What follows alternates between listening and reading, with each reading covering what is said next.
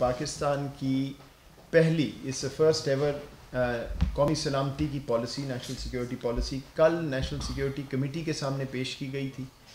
اس کے اپروول کے بعد آج کابینہ میں لے جائی گئی اور میں مبارکباد دیتا ہوں تمام قوم کو ایکچولی، کیونکہ کسی بھی ملک کی اگر ویژن کلیئر نہ ہو قومی سلامتی کی تو اس کے نیچے پالیسیز اور اسٹریٹجیز بنانا بہت مشکل ہوتا ہے.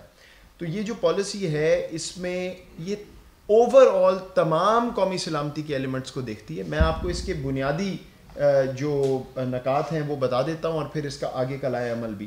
پہلی تو چیز یہ ہے کہ جی moving forward comprehensive national security کی پاکستان بات کرے گا، اور سیکیورٹی کا مقصد پاکستان کے عام شہری کو تحفظ پہنچانا ہوگا. جب آپ اس چیز کو دیکھتے ہیں تو اس پالیسی میں نیشنل سیکیورٹی کا کور جو ہے وہ اکنامک سیکیورٹی ہو.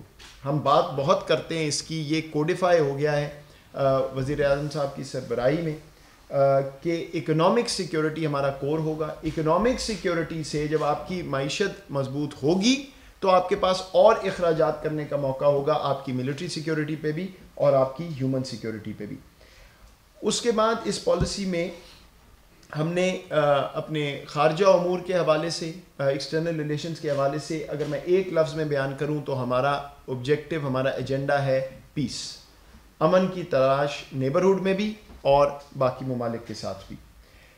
پھر اس میں بڑی چیز جو ہے اس میں ہم اپنی نیشنل کوہیژن کی جو بات کرتے ہیں، سب سے اہم چیز جو ہم نے آئیڈینٹیفائی کی ہے وہ یہ ہے کہ پاکستان کی جو ڈائیورسٹی ہے، ہمارے کلچر کی، ہماری ایتھنیسٹی کی، اس چیز کے ارد گرد ہماری یونٹی بلڈ ہو. ہم ایک اسلامی ریاست ہے، ہم ایک اسلامی ریاست کا نظریہ رکھتے ہیں اور اس کے اندر جو بھی ڈائیورسٹی کے پہلوز ہیں ان کو ہم ساتھ لے کے چلیں گے.